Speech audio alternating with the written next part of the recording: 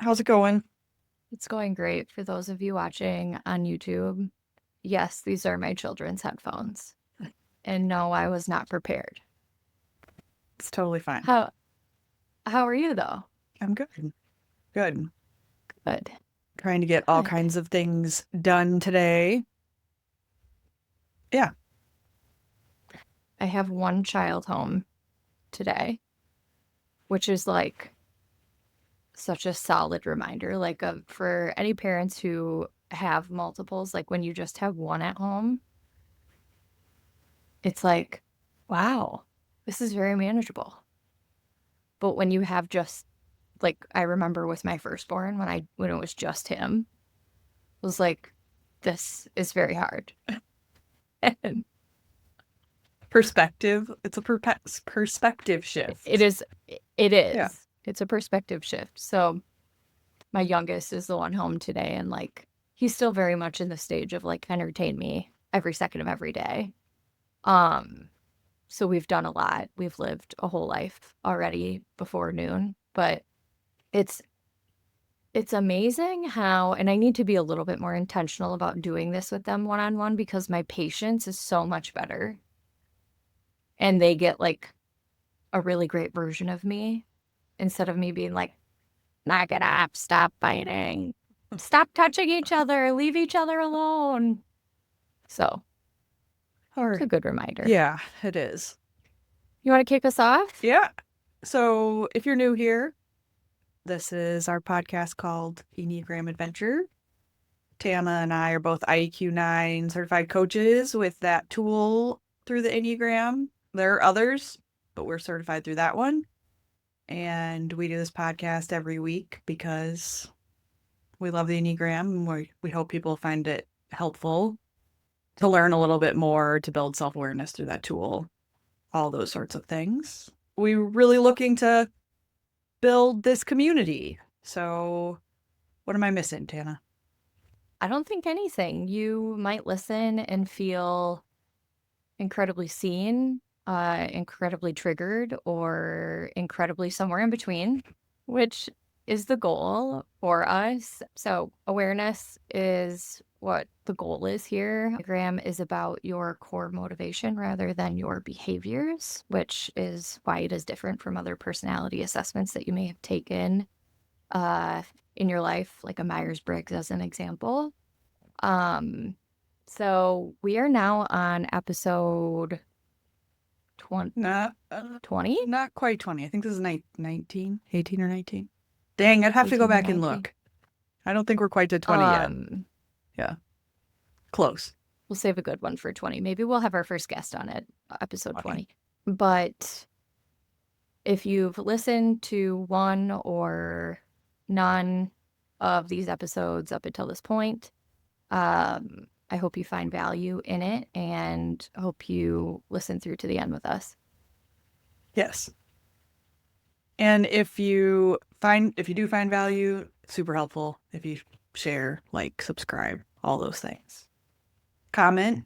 Yeah. So, all right. So today we're going to talk about limiting beliefs relating to each Enneagram type and how the limiting beliefs might show up by type.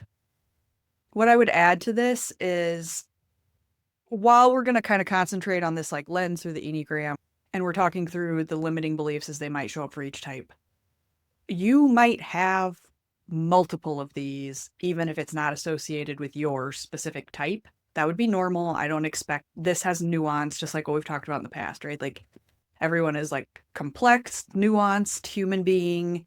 And so just because we're talking about it in the context of a certain number does not mean that you don't have it or shouldn't have it or anything like that. We're acknowledging like you could have all of them because there's a little bit of all nine numbers in you. You know, limiting beliefs are developed on a variety of things in terms of how you were raised and experiences that you've had in your life. So yes, just want to call out that this is a nuanced conversation through an Enneagram lens. Yeah, one other reminder I would just say before we start talking about it is you might hear some pretty close ties between the limiting beliefs of each number and the core motivation for each number. They're not always the exact same, though. So, just a reminder to hold a little bit of room for that may not be your core motivation, but that may be a story you're telling yourself or a belief that you're telling yourself, right? Yeah. And some of them you might resonate to more than one, as we talked about multiple episodes ago, where we talked about interaction style or stances.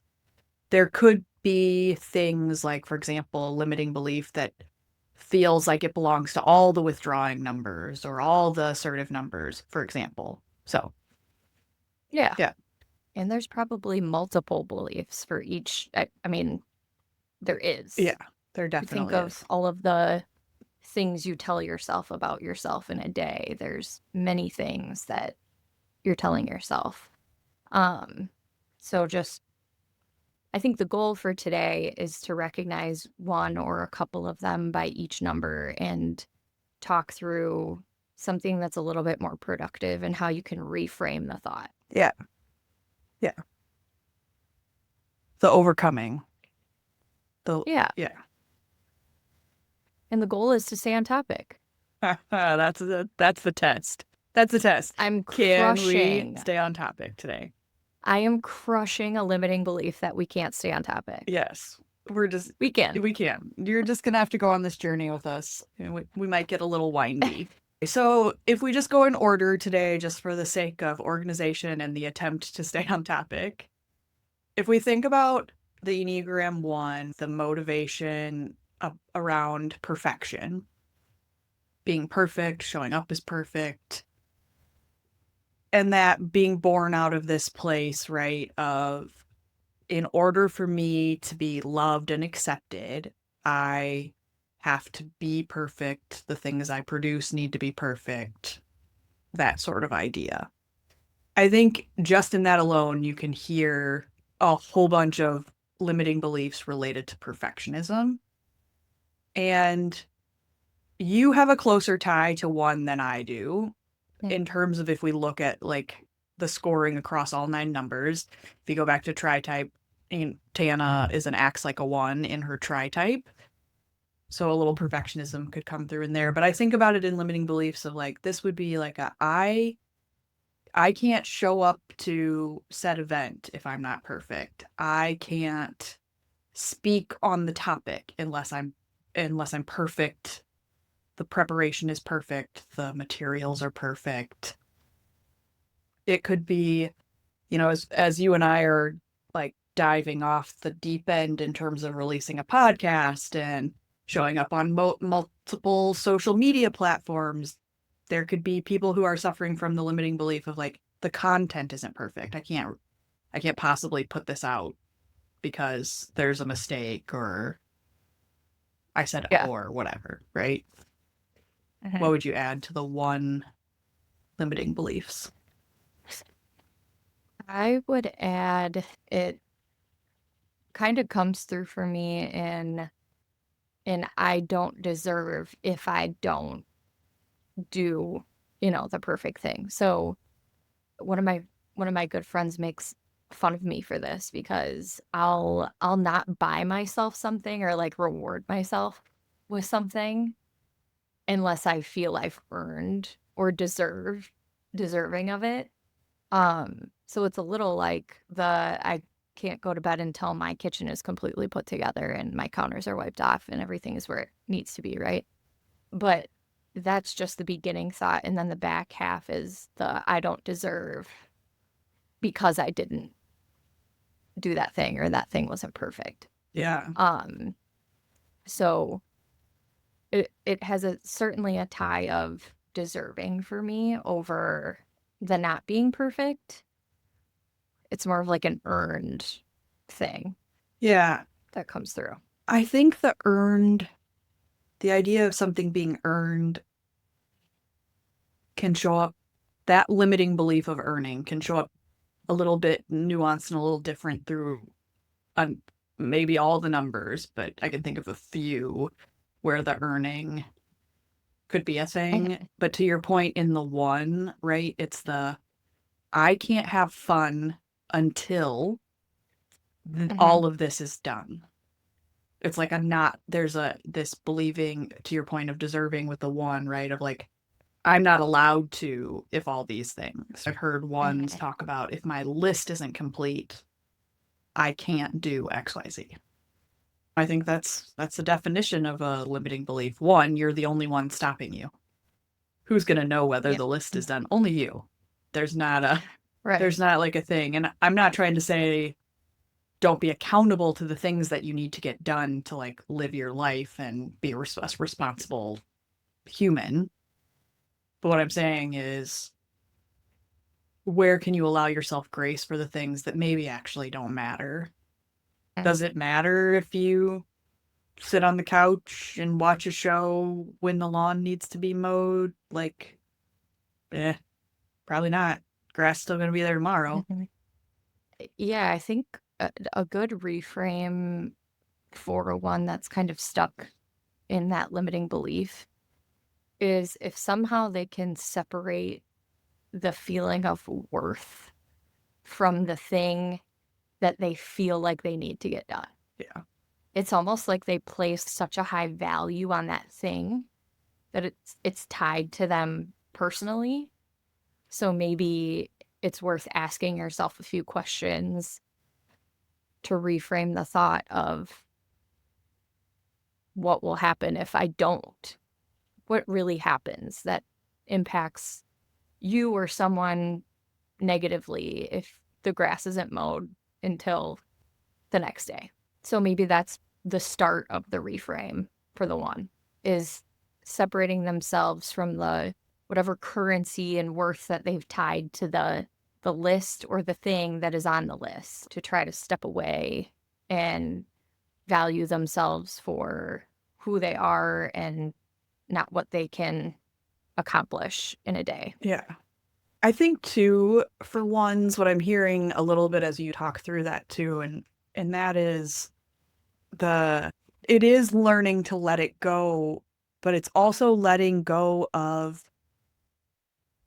your own, we talked about this a little bit in our last episode, but your own self-judgment tied to the thing. And that's to the point of like nobody else knows what's on your list. Nobody else knows that any of that. Ultimately, you're judging yourself or your fear of judgment. If that is what's causing a limiting belief for you, that's an area to do some work. Think about what happens if you don't punish yourself. What happens? And if you leave the room to not punish yourself for something that you are holding yourself accountable to, then can you get rid of the ball and chain of the list? I mean, as we're going on this, I'm thinking, well, shit, we could do like a whole episode on every number on this topic. But let's I try to know. get through all nine, I know. see how I far just we looked get. at the time and I was like, shit. Yeah, like we'll see. We'll see how far we get. We'll see. But I'm like, Yeah. man, we could really like we could talk about ones for a whole hour. So maybe we'll go try to Mhm. make it through all nine types, and then maybe this is something to revisit as a series. Yeah. But so for twos, and I think you're going to be able to speak to this from first person in terms of the Mhm. limiting beliefs, but just as a reminder for folks, twos believe that their self worth and their value comes from being needed and being helpful. Since you are a two, let's talk about the limiting beliefs that exist for you. Yeah. So the very first one that comes to mind is that my worth is tied to the things that I can do or the thing that I can be for other people. And a lot of time it's sacrificing like my actual wants, needs, desires, and things like that. So the limiting belief is a little bit of that. But if you go down like real deep to the two and like the desire for connection and the need for relationships, it's kind of this limiting belief of I'm a little unlovable, just as a baseline. unless I'm doing things or being something for another person. Does that make sense? Yeah. There is a lot wrapped up in that idea, right? But again, it's the worthiness idea, right? Mhm. Of I'm not Mhm. I'm not worthy of someone else's love, time, and attention unless I am providing them value by way of helping them, by way of giving them what they need. And that, oh my goodness, what a trap. Oh my God. Yeah. That's how I get, if I don't really pay attention to that, I can get pretty lost in like, what do I actually need? Yeah. I I can totally forget about that if that's the headspace I'm in. It's a little bit of the worthiness like you talk about is tied specifically to an example that I can give is sometimes even with my kids, because I'm trying to give them a different version of what I had, right? It can show up for me in a, if I'm not the fun parent or like doing something fun with them, like if it's just an average day at home where I have to get things done and I'm not tending to every like, hey, can you play with me? Hey, can you do this with me? Then it shows up like this really guilty, which then the limiting belief turns into I'm not an attentive mom. I'm not a good mom. So, like I talked about at the beginning of the episode, there's going to be multiple beliefs, right? And it can change by the day, by the hour Yeah. sometimes. But at the very core of mine, it's that I'm not worthy of time, energy, affection, friendship if I don't give something to earn it. Yeah. That's a lot. I think as we're talking through this, we're going to uncover this idea again, like I mentioned, the earning idea for multiple numbers. Because as you're talking through that, I'm thinking that also exists for threes, but as opposed to it's like I have to show up and I have to be helpful and needed and have to anticipate other people's needs and that kind of motivation, or that I need to be perfect sort of motivation. It's the I'm only worth what I achieve belief. So it's still tied to Right. earning. Like I don't deserve this or I haven't earned it unless I want, win the big game, have the fancy car, have the job title, right? That sort of thing. The reframe for me has been a journey of through the work with Brandon, through many other kind of outlets and books I've read. And it's a little bit of getting to know myself. I remember when I started work with Brandon, one of the very first things that I said on our call was, I feel like I was gypped out of a relationship with myself. Like, I don't even know who I am. And I'm still getting to know that to figure out who am I, what do I need, and how do I feel confident in that that's enough. The reframe is like positive self talk, like positive reinforcement. Here's why I like myself. It seems so silly, right? But I am a good mom. Yeah. I'm a good friend. I have positive characteristics, right? It's taken a lot of work to even be able to say some of those things without some sort of self-deprecation on Right. the other side of it, Yeah. right? Like, it's the, "Oh my god, I like your shirt. Oh my god, thanks. It was, like, clearance. Right.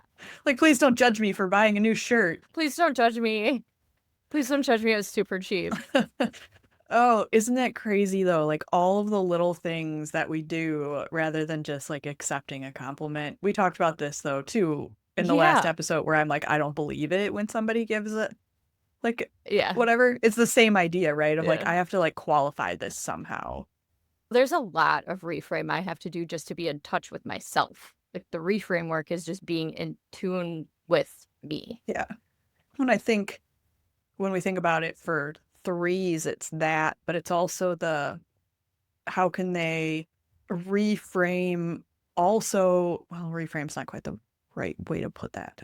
How can they start to think about things rather than through the competitive lens, but through a more like a this is what I really want versus the performative, like this is how I think I need to show up or this is what I think I need to do so that I have value. I don't know if that makes sense, but Think if I lean into kind of the 3 side of me, second highest number is 3 for me. If I lean into that, for me, it feels like, how do I be proud of myself for who I am rather than the thing I've done right. or the achievement or the trophy. It's I think for some threes when it's striving towards that, let's say you're a 3 and you have a family, right? If you think about a reframe of, wow, like I am happy. Like look at the people in my life and the feelings that I can have from those people around me, and like I'm happy, instead of I need to buy my kid that thing. Like, not saying threes do that, right? But I need to have this car or have House this or job yeah. title or house or salary or whatever to say that I'm happy, I'm loved. You could just be happy and loved without those things. And I would say that's yeah, there's real work in the 3 space around the those things. They're not actually it. How do you develop the internal happiness that with or without it? With or without it. Hmm. There's also this, I would call out a limiting belief for a 3 is like they're tied to being right. Oh, I think that exists in multiple numbers too. How can we, in all of those different numbers, lean towards the lesson and the value and sometimes being wrong? Yeah. I think so you bring up 3, I think ones, eights, fives. Hmm. There is definitely in those numbers as well limiting beliefs around being right and the value associated with that. It's so funny. Yep. Like I just talked about this with Brandon, whereas like it goes back to the idea of like, do you want to be right or do you want to be happy? Yeah. Do you really need to like Right. have this battle right now? No. What good does it do? It's just your ego telling you that you need to be right. And what difference I does it know. actually make? God, the damn ego. And all the limit, what I will tell you is like, and it's such learning, and the word ego triggers so many people because of the connotation that they have with Hmm. the word.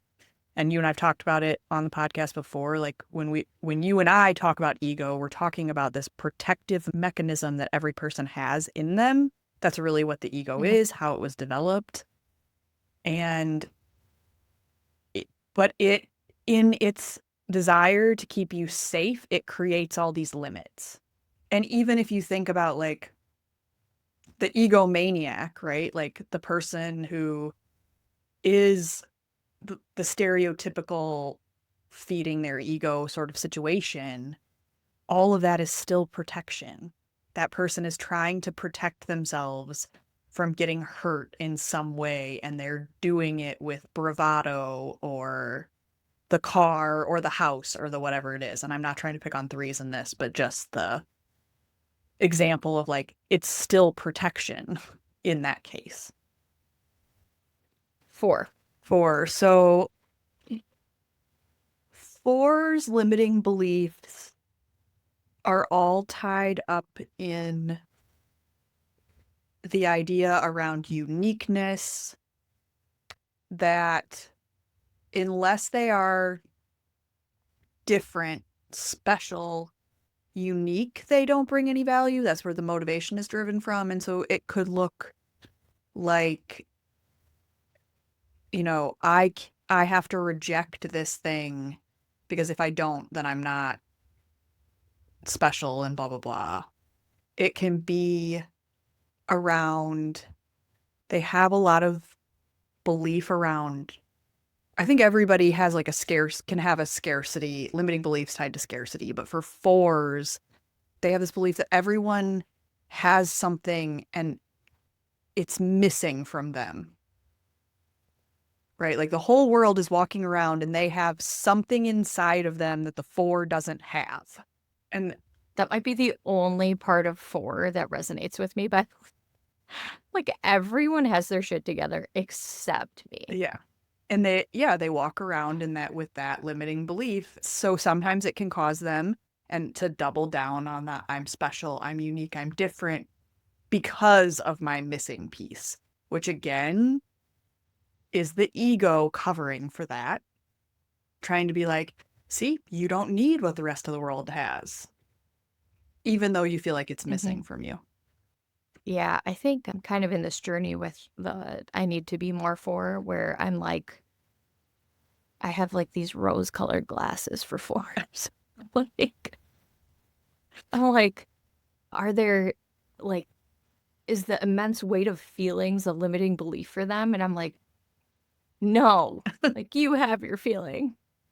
You say that with your chest, okay? Well, that's So I'm where, struggling a little bit with four. yeah. Well, because you're romanticizing what four means for you.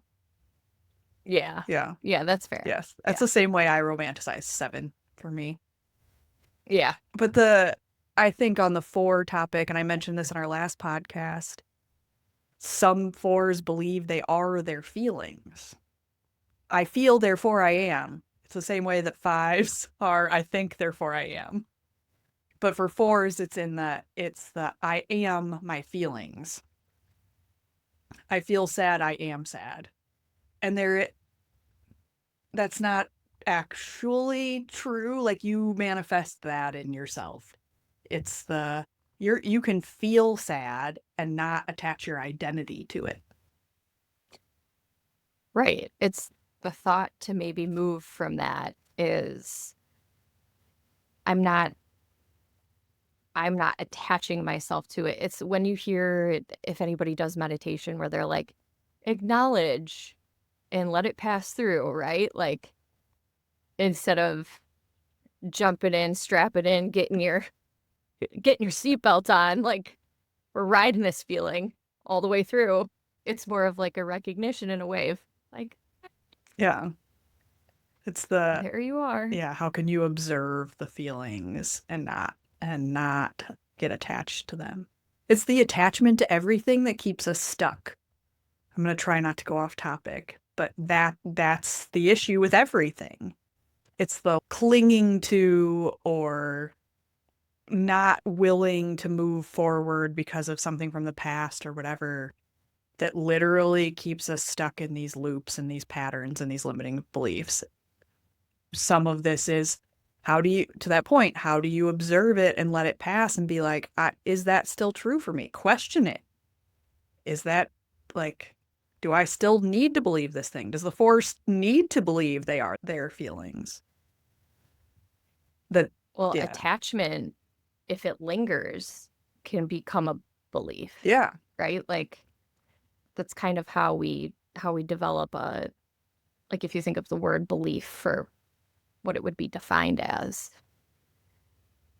it can sometimes come from an unhealthy attachment mm-hmm, to a thought or feeling. yeah. So much so that it becomes a belief and it is part of who you think you are or who someone else is. We're off topic, but I'm just going to say this.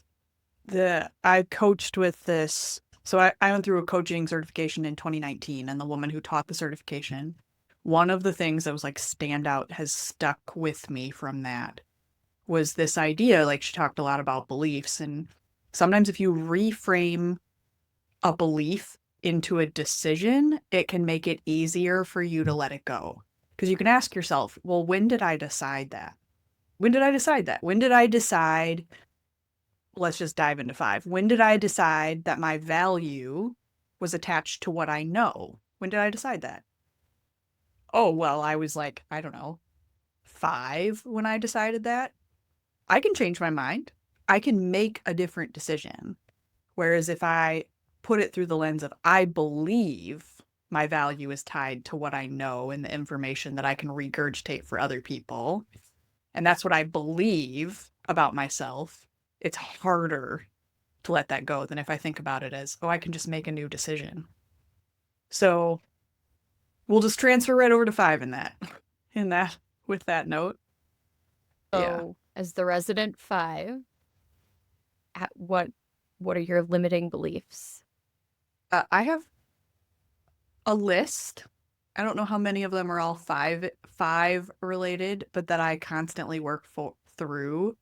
The big ones I would say that probably do most closely resonate with 5 and possibly 4s and 9s as withdrawing numbers is there's limiting beliefs around being seen. Being seen could be unsafe in some way.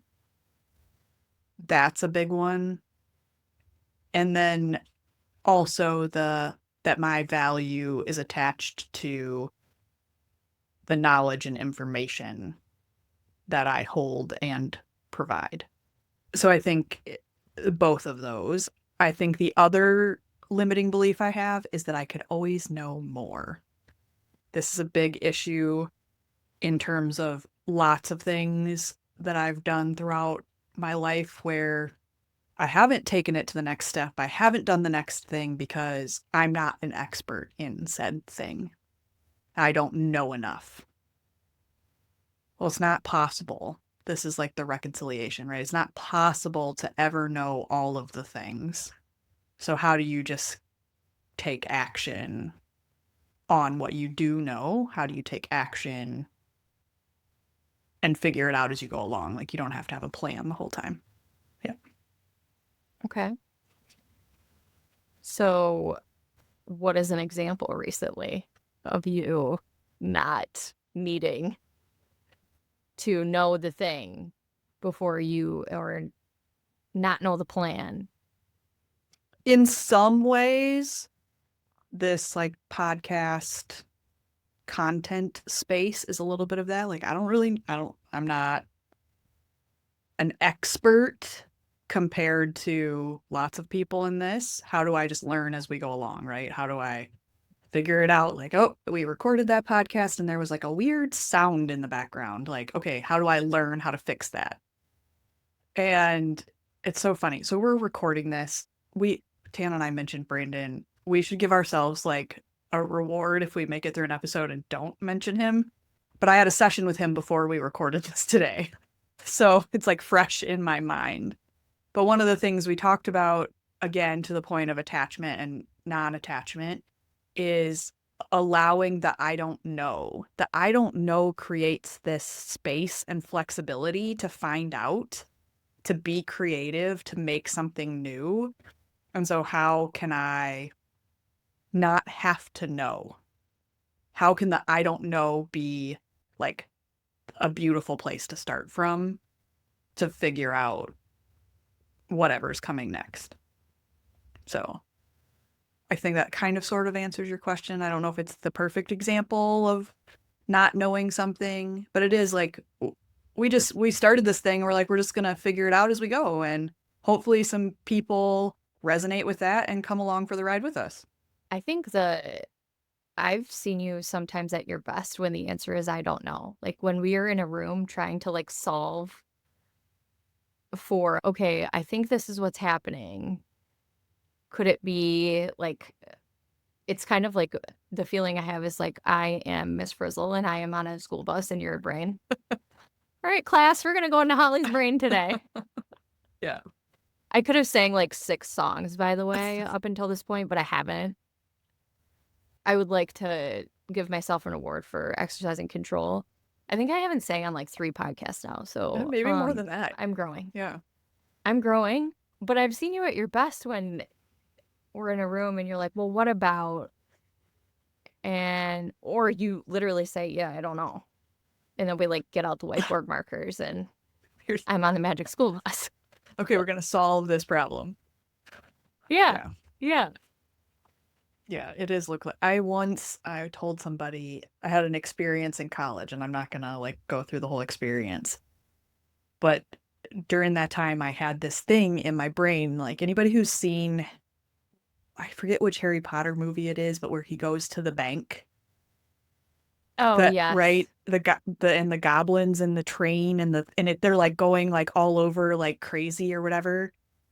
Yeah. That is like sometimes what is happening in my brain, like when thoughts are like bouncing around, is like the picture that I get of like how it is, and it's like zooming around and then stopping and then like getting the thing and then zooming off again. Yeah, that sometimes is what is happening. Yeah. I mean, yeah. I've been there. It's a wild ride. Oh man. So A six. Are we gonna 6. have time to get through the rest here? Yeah, if we Yeah, maybe. yeah, we're gonna try not to sell anybody Maybe. short as we go through the days. This might be a longer podcast, or we'll circle back. So 6s, it's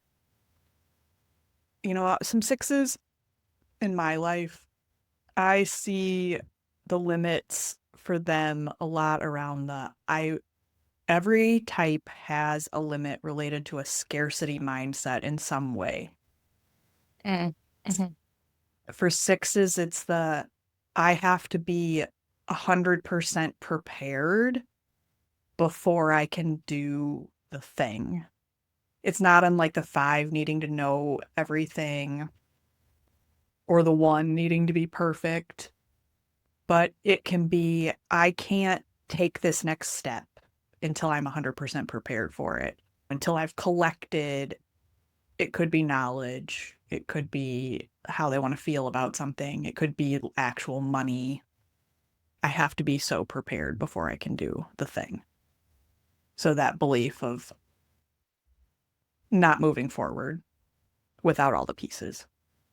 I am a thinks like a six, and my six limiting belief is that the world is so unsafe and unforgiving that I think that I would have done a lot more had I not had that feeling. Yeah, that is true. The world is an inherently unsafe place. Yes, it is unsafe, and sometimes it ladders to that preparedness thing, right? Where I need to be prepared for any situation. My husband's not a six, but he's also a thinks like a six. Thinks like a six. Yeah. Yeah. And he has a go bag in his truck that has a tourniquet, a like you name it. And I'm like, why would you need a tourniquet in your car? He's like, what if I happen upon somebody on the side of the road and their leg is gone? And I'm like, what? No, then we're gonna MacGyver it. But yeah, yeah. You wear a belt every day. Figure it out. But he's got like it's legitimately massive. Like he's got like the blankets, he's got a knife, he's got seatbelt cutters, he's got like this whole thing is attached to the back of his driver seat and a go bag that has like some other I don't even know. It's wild. Yeah. I think Like I think the world's unsafe, but I'm uh, not out here with a tourniquet. Okay. I think what's interesting about that is like that creates a feeling of like safety and security for the 6. This is one of the reasons how like I know that I'm not a 6, because I don't that stuff doesn't make me feel safe and secure. Yeah. But it does for a lot of 6s, and I yeah, some of it's the unpacking that and the willingness to like look at that for what it is. That could be incredibly helpful in the event that you happen upon a situation where you need all of those things. But it is that my question, and like the how do you find your way out of it, is like that's a heavy burden, right? To be prepared for all of these things.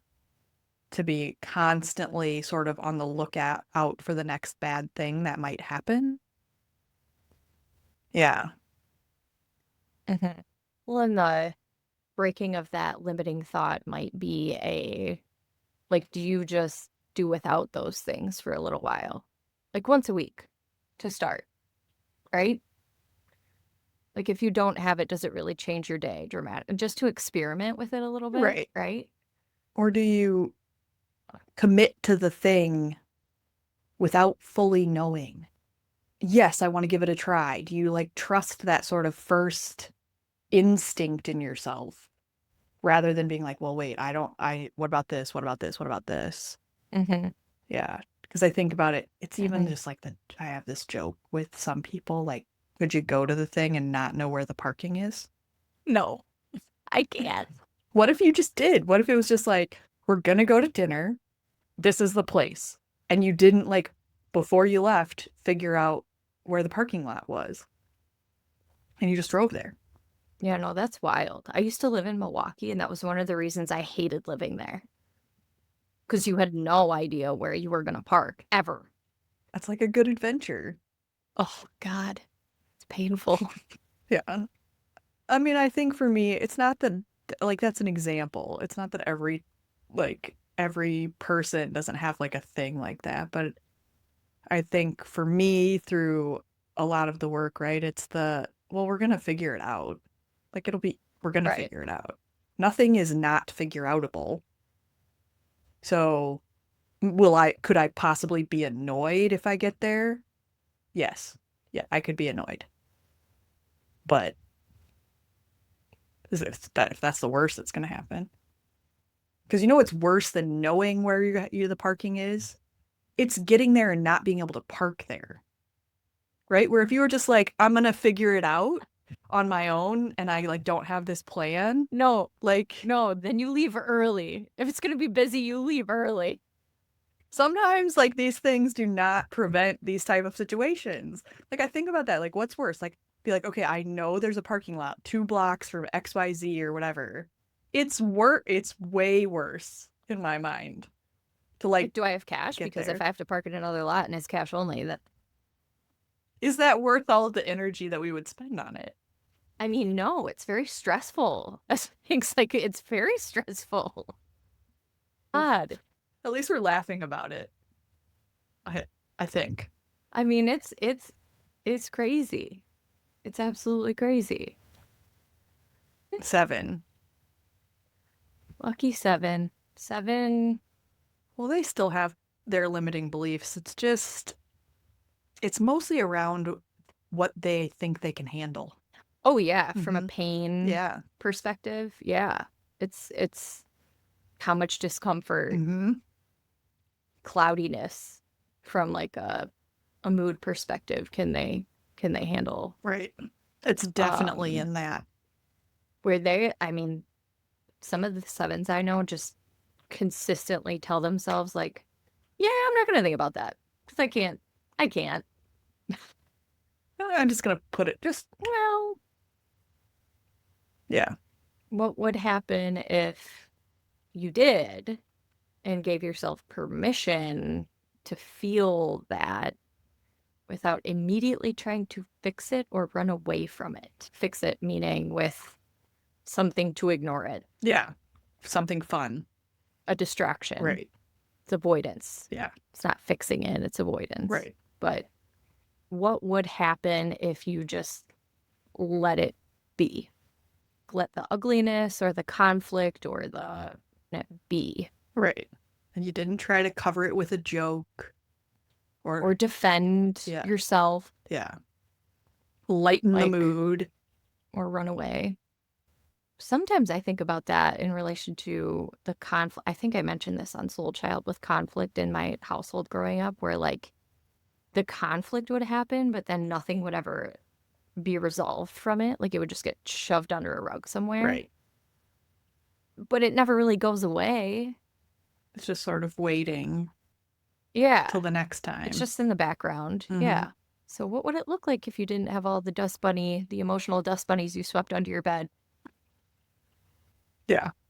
And for the 7 who is constantly reframing anything negative in their life into a positive, what would that be like to just give yourself a minute to not, to be like, ooh, the reality of this situation is. And it doesn't mean that you have to get all depressed and angsty, but No. can you accept the reality of the situation? Right. Yeah. Right. Yep. Okay. 8s. 8. My husband is an 8. I would say that he has a few limiting beliefs, one of them being that there are rights and wrongs in this world, and he needs to be the one to right the wrongs, Yeah. all of them. Well, Um, we've talked about too with your husband, but I think with other 8s too, it's this limiting belief that vulnerability or feelings are somehow a weakness or will somehow like make you less if you have them. Yeah. yep, yep. I think he mostly doesn't, he identifies with sadness at times. What would it look like to have a feeling that isn't, that you're not trying to mask with anger? Mhm. And I'm thinking more so like with the male eights that I know, where it immediately jumps to anger without skipping through the, well, that's disappointing, or the, you know what I mean? Right. Like the other emotional scale that can happen. And anger is a feeling, by the way. It's anger is a feeling. Hmm.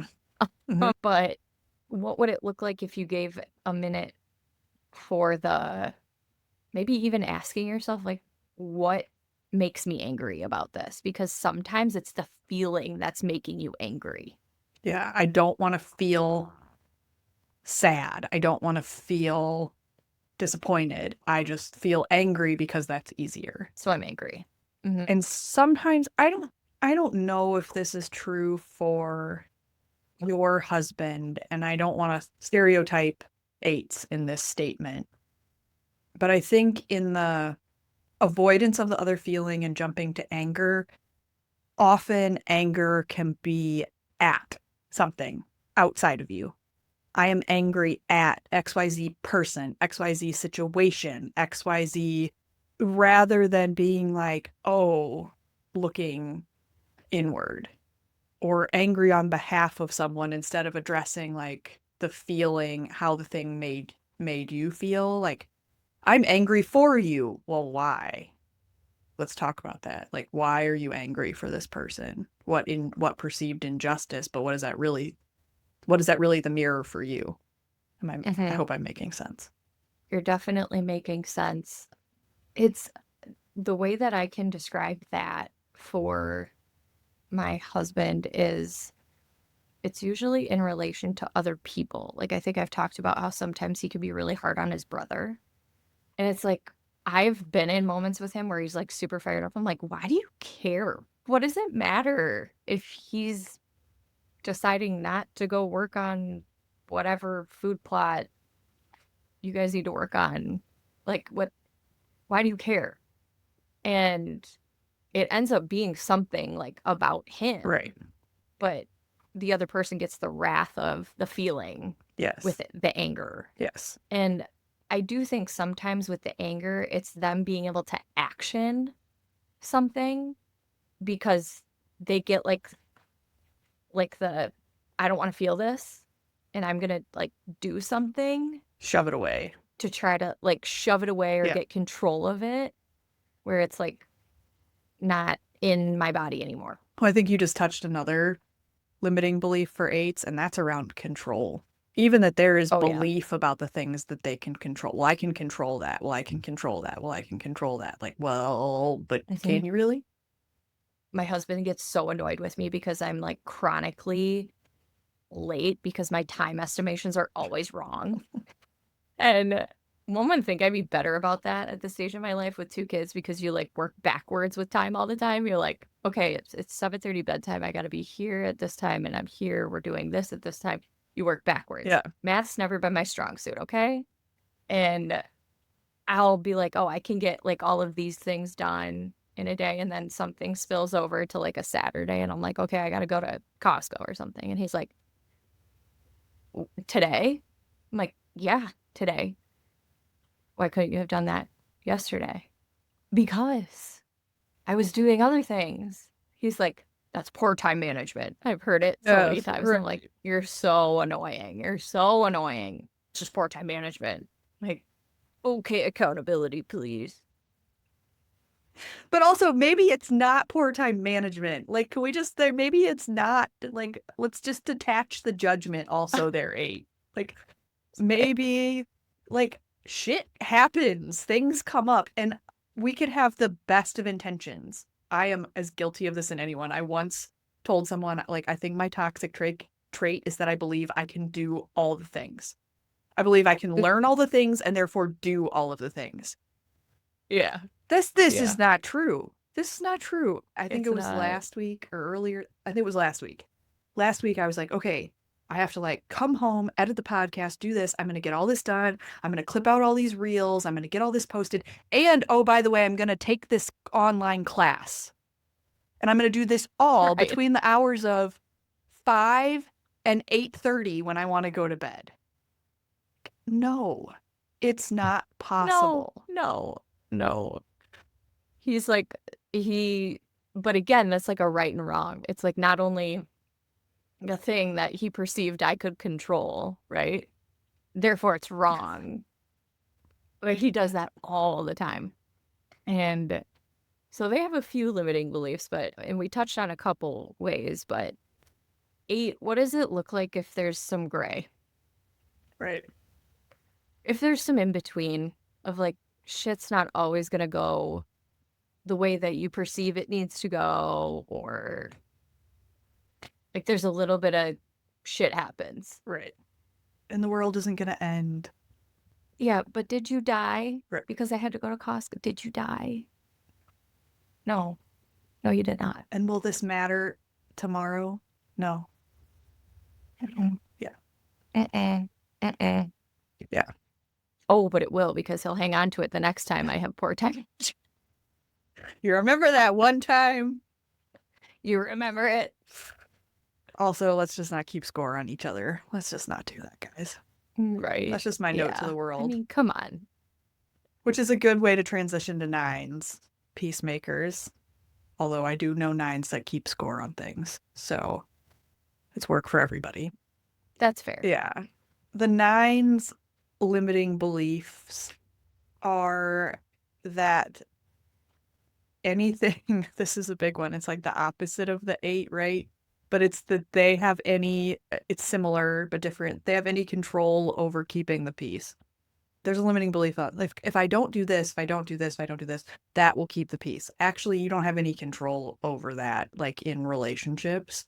You might think you do, but if somebody's gonna have a big feeling about something, you're not gonna be able to control that. So there's that one. And then I think it's also the self-sacrificing. There's a belief that self-sacrificing will keep them safe and keep the peace. Well, I'll just do the thing you want to do because then there's no chance of conflict. I tell this story, and I know she listens to the podcast, so I hope she doesn't mind us going on the podcast. But a nine you and I both know talks about her roommate being an LSU football fan and how she just merged with that, right? She just get like, yes, I am now also an LSU football fan, even though she really wasn't, right? She learned all the things, she bought all the gear, she knew all the stuff. But in fact, that it was just for that other person. And so the limiting belief in the that people will only like you or only care about you if you like the same things they like, that could be one for them. You don't have to give up your own Yeah. things for someone else. Well, and what does it look like to take up a little space? You know? Yeah. Like, oh, we can go watch an LSU football game one weekend, but then next weekend I want to go to a farmer's market. Right. Like, what is what does that look like for a 9? But what was the first thing you said about the conflict? Oh, if I avoid or if I do these things, then It'll avoid the conflict. it'll avoid the conflict. That's a lot of weight to carry. Like that's a lot of expectation to put on yourself Right. of maybe ignoring what actually feels right or what you want to do or the space you want to take up and what would it what would it feel or look like to not try to anticipate what might cause conflict. What if you weren't walking on eggshells? What if you were saying what you needed to say for you? Yeah, because I would imagine holding that in has to be like that could lead to burnout for anybody, right? Well, and then I think that's where nines then take on the withdrawing, the apathetic kind of stuff. Yeah, that would be very heavy. Yeah. All right, we made it. We made We it through all did. nine It was a numbers. little It was a long, but little we long. made it. Yes. We maybe owe a deeper dive on something. So if you listen to this and you're like, hey, I don't know, I'm making up a 9 and you only gave me 3 minutes. Go figure for the nines. You like didn't give us the same amount of time you gave of other numbers. But you told me to take up space. Right. Shoot. You're right. Okay. But if that's happening for you as you've gone through this podcast on what, no matter what your number is, and you have questions or you'd like us to go deeper, shoot us an email, a DM, comment on this if you're seeing it on YouTube or any of those places. Yeah, we do appreciate that. Yeah. Awesome. Anything else you want to close Well, on? like, subscribe, share, all of the things we've talked about. Tell your friends. If you're interested on being a guest with us on the podcast, reach out to us, DM us, comment. We'll figure out a way to connect with you. And we've got some good ideas for guest topics. So if you're willing to jump in with us, that would be awesome. Yeah. Hope to hear from you. And this has been a good one. Yeah. So good. I'm going to now have to go back and count all of our episodes to figure out which number this is. And if it is 20, I'm real sorry. We'll do something cool for 25. Cool, cool, cool. Okay. All right. All right. See ya, Talk to you Holly. later.